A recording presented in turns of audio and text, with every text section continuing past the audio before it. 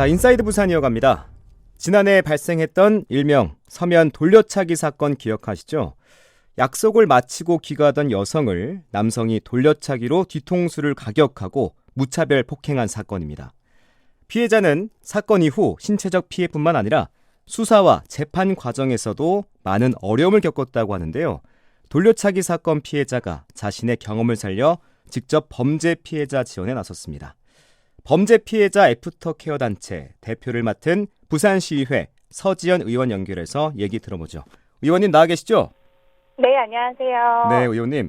먼저 지난주에 범죄 피해자 지원에 관한 조례 개정과 정책 마련을 위한 토론회가 열렸었죠.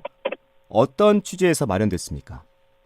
네, 방금 앵커님께서도 말씀 주신 것처럼 최근 강력범죄가 연일 보도가 되고 있습니다. 네. 그러한 상황에서 이제 많은 시민분들께서도 가해자에 대한 처벌 수위나 그 범죄 예방에 대한 부분은 굉장히 관심을 많이 가져주시고 논의도 많이 하시는데요. 사실 정작 피해자에 대한 관심은 피해 정도에 좀 머물러 있는 것이 현실입니다. 그래서 이 보통 범죄는 사실 내가 사는 곳, 우리 지역 사회에서 발생을 하잖아요. 네. 그래서 이 부분을 이제 지자체의 돌봄 영역으로 바라볼 수 있지 않을까라고 생각을 하고 그 범죄 피해를 좀 더 잘 극복해서 우리 사회의 소중한 구성원으로 다시 돌아올 수 있게끔 하는 관점이 필요하다고 생각해서 그 토론회와 조례 개정을 진행하게 되었습니다. 네, 굉장히 좋은 취지에서 시작된 토론회였던 것 같은데 이 토론회 안에서도 어떤 이야기가 오갔는지 함께 소개해 주시죠. 네, 이번 토론회가 의미가 있었던 부분은 부산시의 여성가족국과 그리고 행정자치국 그리고 검찰과 경찰 그리고 민간에서 각각 모두 다 참여를 해주셨습니다.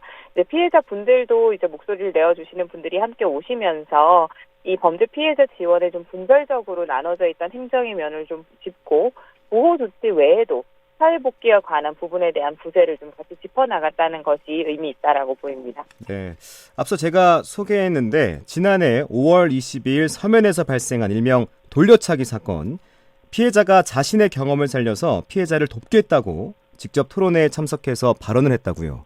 네, 맞습니다. 굉장히 도움이 되는 발언들을 해주셨어요. 네. 자신의 피해를 좀 담백하게 설명을 해주시면서 일반적인 시선으로 모든 범죄 피해자들의 문제로 좀 공론화하는 중요하고 의미 있는 과정이었던 것 같습니다. 용기를 내어주시면서 경험하지 않으면 알 수 없는 그 행정상의 문제나 그리고 사회적 감수성이 좀 결여된 이 법률에 대해서 이야기를 해주셨어요. 예를 들면 이 여성 성범죄가 아닌 일반 폭력의 경우는 여성가족국의 지원을 받을 수 없는 구조라든지 지원 절차마다 이제 담당자가 계속 바뀌게 되니까 피해자가 느낄 수 있는 부담감 그리고 정보가 분산되어 있어서 피해자가 모두 찾아 나서지 않으면 지원 프로그램도 받을 수 없는 구조 이런 대표적인 사례들을 들려주셨습니다. 네, 그 신체적 피해뿐만 아니라 수사와 재판 과정에서 많은 어려움을 겪었다고 하는데 어떤 어려움이 있었다고 말했습니까? 네, 대표적으로는 피해자의 알 권리에 대한 부분을 말씀을 많이 주셨어요. 이제 가해자의 인권과 피해자의 알 권리 사이에서 발생하는 문제인데요. 이제 피해자 같은 경우는 사실 가해자의 신상 변화를 자동 통보나 열람할 수 있는 시스템은 없다 보니까 네. 일일이 피해자가 그 출소 여부나 그 신변에 대해서 파악을 해야 합니다. 그래서 피해자가 자신을 보호하기 위해서도 피해가 끝난 이후에도 계속해서 진행이 된다라는 그 시스템의 문제를 짚어주셨어요. 네, 실제 피해자들이 이중의 고통을 당하고 있는 건데 현행법상 피해자들을 보호하고 지원하는 법안은 없습니까? 사실 지금의 현행법은 범죄 피해자 지원에 대해서만 좀 한정적입니다. 단기적 구호 조치에 좀 불과한 상황이고요. 네. 이들이 자신의 부정적인 경험을 잘 극복하도록 지자체가 지원하고 건강한 사회 구성원으로 복귀할 수 있도록 이제 연속적인 부분으로 원스텝 체계가 필요한데 지금 자체로는 조금 상징적으로만 남아있지 않나라는 우려가 있습니다. 자, 그럼 현행법과 제도의 한계가 있다는 거죠?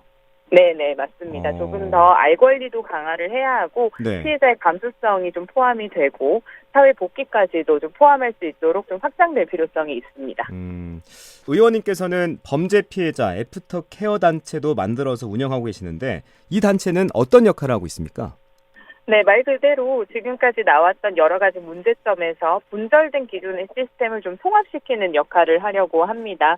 실제 범죄 피해자분들을 만나 뵈면서 인터뷰를 통해서 어떠한 사법적인 절차에서의 어려움을 겪으셨는지, 네. 그리고 지금까지 지원센터나 지원 체계에서 받았던 지원 중에 조금 분절이 되거나 연속성이 필요하다고 느끼는 부분은 무엇인지, 그리고 피해 시점에 따라서, 그리고 피해가 끝난 지 2년 경과, 5년 경과 이런 경우들을 다 살펴보면서 실질적으로 필요한 지속적인 지원은 무엇인지에 대한 부분을 연구하려고 합니다. 네.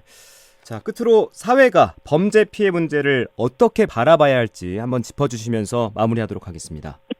네, 누구에게나 일어날 수 있는 일입니다. 어떠한 특별한 일이 있어야지만, 혹은 내가 잘못해서 일어나는 일들이 아니라 나의 일상에서, 그리고 나의 삶 속에서 일어날 수 있는 일이기 때문에 우리 지자체도 나의 삶을 지켜준다라는 의미로 이러한 범죄 피해에 대한 애프터케어도 지속을 해야 한다고 생각합니다.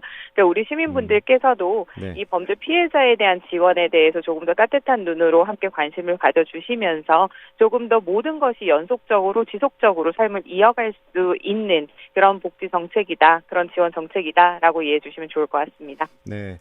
피해자의 알 권리다, 또 누구에게나 일어날 수 있는 일이다, 이런 표현들이 기억에 남는데 이런 일들이 벌어지면 안 되겠죠. 일단 지자체에서도 맞습니다. 또 검찰, 경찰에서도 좀 나서서 이런 일들이 반복되지 않기를 바라겠고요.